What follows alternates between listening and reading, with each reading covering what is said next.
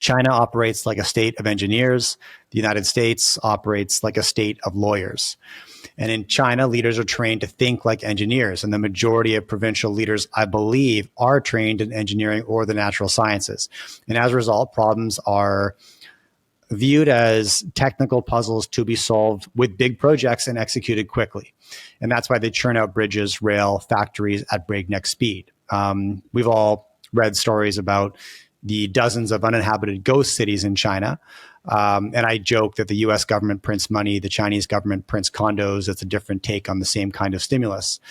But if China is a nation of engineers, the United States is dominated by lawyers, and every single Democratic vice president and president since 1980, with the only exception of Al Gore, went to law school.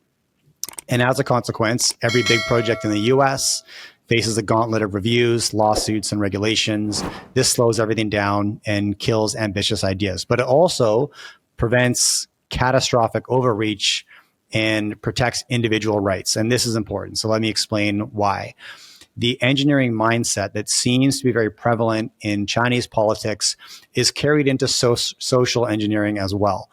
And when you approach social issues like engineering problems, you might end up with disastrous outcomes like the one-child policy or zero COVID.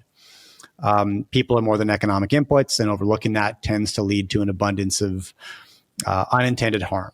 So while China dazzles with speed and scale, but they risk engineering their society into somewhat of a predicaments, America frustrates with delays, but avoids the self-inflicted wounds of social engineering.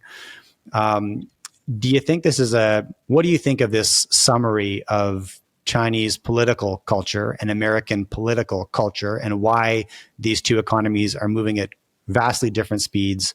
One excels towards building solutions, and one excels towards saying no, which is what lawyers are really, really good at, is blocking things from happening. What's your take, Warwick? Yeah, this is the Dan Wang argument, right?